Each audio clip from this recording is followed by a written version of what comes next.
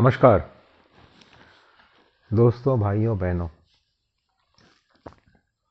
कुछ दिनों के बाद जैसा वादा किया था मंगलवार बुधवार मैं नहीं आ पाया। कारण है क्योंकि मैं नहीं चाहता कि आप लोग मेरे इस चैनल के भरोसे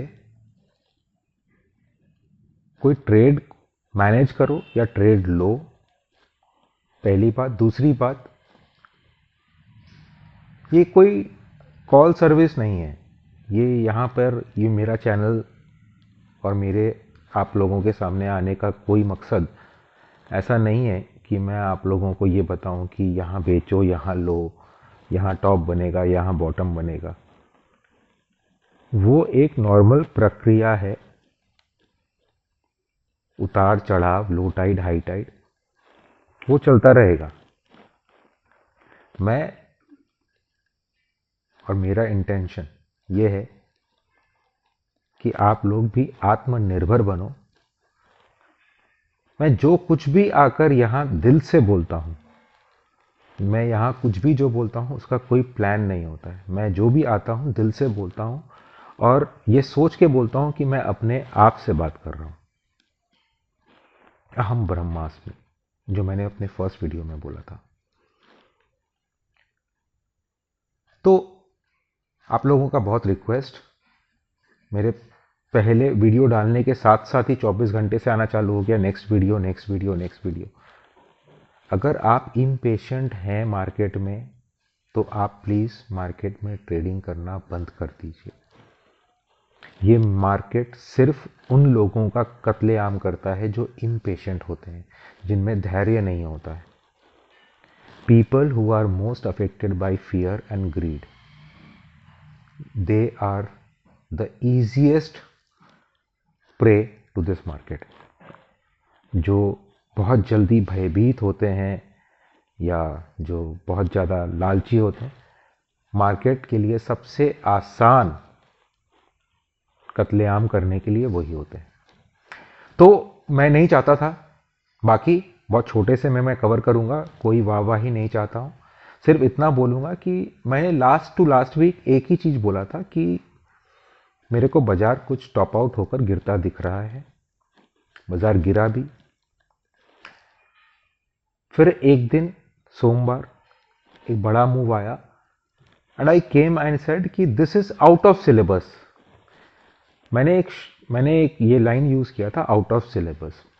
आउट ऑफ सिलेबस आ गया तो लोग ट्रोल करना चालू कर दिए, गंदा गंदा कमेंट्स देना चालू कर दिए, नहीं आता है तो क्यों आते हो, वॉटेवर।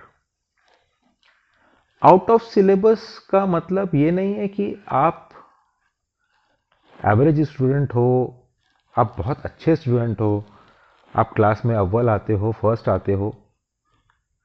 आउट ऑफ सिलेबस का मतलब यह होता है कि आप जो भी हो,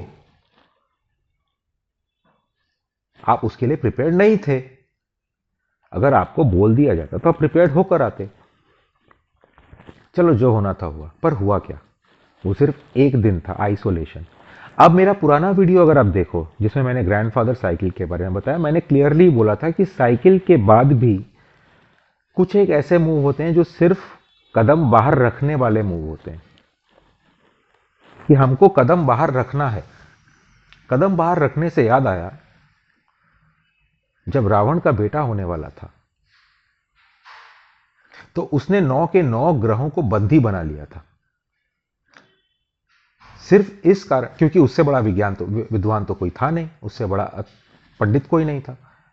तो उसने 9 के 9 ग्रहों को अपना बंदी बना लिया और उनको एक एक घर में इस तरह बिठा दिया रावण ने, कि अब जब उसका बेटा पैदा होगा तो वो अमर होगा, यशस्वी होगा और उससे ऊपर कोई नहीं होगा पूरे ब्रह्मांड में। 9 के 9 ग्रह बंदी बन गए। पर ऐन वक्त पर जब उसका बेटा पैदा होने वाला था तो हमारे शनि महाराज वो क्या किए, वो अपना एक पांव बाहर निकालकर अपना घर चेंज कर लिए, मतलब दूसरे घर में पांव रख लिए। ये मैं नहीं बोल रहा हूं, ये हमारा शास्त्र बोलता है। और उससे क्या हुआ कि वो कुंडली चेंज हो गई। अब ये भी आउट ऑफ सिलेबस था और मंडे का मूव भी आउट ऑफ सिलेबस था, पर कुंडली चेंज हो गई। पर उससे कुछ फर्क पड़ा, कुंडली में फर्क पड़ा, पर मार्केट के ओवरऑल मूव पे फर्क नहीं पड़ा। हम थोड़ा ऊपर गए और इनफैक्ट बहुत ऊपर गए, पर वहां से जिस गति से नीचे आए वो भी आप लोग सबने देखा। चलो, ये हो गई मार्केट की बात। मैं मार्केट के बारे में कुछ प्रेडिक्टिव अभी नहीं बोलूंगा, क्योंकि मेरे को जो बोलना था वो मैंने अपने पुराने वीडियोस में बोल चुका हूं। तो बेहतर यह है कि आप पुराना वीडियो देखें, क्योंकि मैं आपके पास कोई सामान बेचने नहीं आया हूं कि ऐसा है तो मैं वैसा बोला तो वैसा बोला। मेरे को कुछ ऐसा नहीं करना है। मैं चाहता हूं कि अगर आप 10 मिनट अपना मूल्यवान समय मेरे को दे रहे हैं तो कुछ सीख कर जाए। तो मैं आज के सब्जेक्ट पे आता हूं। बहुत पुरानी हिंदी मूवी, राजेश खन्ना की मूवी थी, उसका एक गाना था, सावन जो आग लगाए, सॉरी, पतझड़ जो आग लगाए उसे सावन बुझाए, सावन जो आग लगाए उसे कौन बुझाए। ये लाइन याद रखना। अब मैं एक छोटी कहानी सुनाता हूं। एक बड़ा साम्राज्य था, बहुत विशाल साम्राज्य था। कई राजा थे उस साम्राज्य में, पर एक राजा था जो सबसे बलवान था, सबसे मूल्यवान था, सबसे सामर्थ्य था। और कहे न कहो ना कहो, वो सब लोगों को, सब बाकी सारी राजा उससे दबते थे। समथिंग लाइक वो, जैसा हमने देखा ना वो बाहुबली मूवी में, कि राजा बाहुबली का साम्राज्य भी है और बाकी राजा भी हैं, पर उसके सामने सब झुकते थे। ठीक है, समय बुरा आया, प्रजा तकलीफ में थी, राजा भला था। वो क्या किया, दोनों हाथों को फैलाकर प्रजा में धन बांटने लगा। ठीक है, प्रजा खुश, पर धन की एक सीमा है। तो उसने अपने सभी मंत्रियों को बोला, इंस्ट्रक्शन दिया कि अब, जिसको हम मनी प्रिंटिंग बोलते हैं, कि अब मुद्राओं, जो मुद्रा है, मुद्रा तो एक लिमिटेड, सीमित है, तो वो मुद्रा, नई नई मुद्रा बनाना शुरू करो, छापना शुरू करो, जिसको हम छापना बोलते हैं, printing of the new currency. आज तो फ्री फ्लोट करेंसी है, चलो उस जमाने में अगर अपने बात करते तो भी सोने की मुद्रा। तो आप बनाना चालू करो और जितना बना सकते हो बनाओ। और वो दोनों हाथों से लुटा रहा था, हर दिन, हर रात।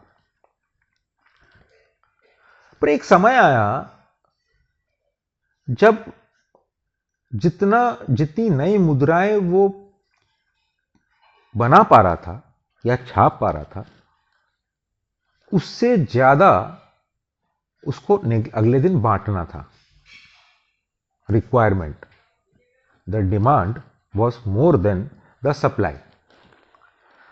तो राजा ने यह ऐलान किया कि अब जिसको जिसको जो मुद्रा आप लोगों के पास है, नहीं आ रहा है, जो सेठ हैं, जो धनवान है, जो बलवान है, वो अपना धन जो है मुझे ला कर दें, और मैं वो वापस गरीबों में, लाचारों में, जिनको चाहिए उनको बांटूंगा। तो चूंकि वो सबसे बड़ा साम्राज्य था और सबसे बड़ा राजा था और सबसे बलवान था, मूल्यवान था, तो सपोज करो कि उसको 2% में, 1% में, 2% में लोग ब्याज पे लाकर देना चालू किए। पर धीरे धीरे धीरे अगर वो इतना बड़ा राजा लोगों में पैसा बांट रहा है, खुद के पास मुद्रा छापने की मशीन है और पूरा राज्य उसका मुद्रा छापने में लगा हुआ है, उसके बावजूद अगर अब वो जो इंटरेस्ट भर रहा था वो 1 के बदले 2, 2 के बदले 3 अगर भर रहा है, तो क्या ये एक चिंता का विषय है? सोचिएगा,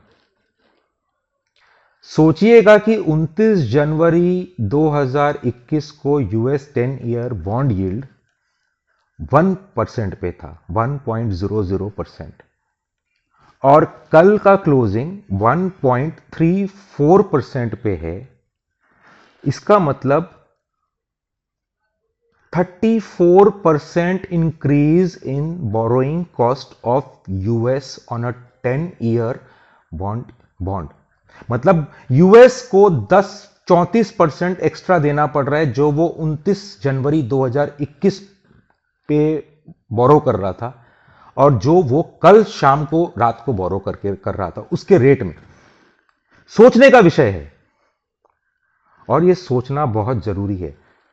सोचिए, मार्केट के बारे में तो हम बात कर रहे हैं, करते रहेंगे, कभी भी कर लेंगे। सिर्फ मैं आप लोगों को सोचने की वस्तु दे रहा हूं। आप सोचो, समझो और इसको जानो। नमस्कार, फिर मिलते हैं बहुत जल्दी।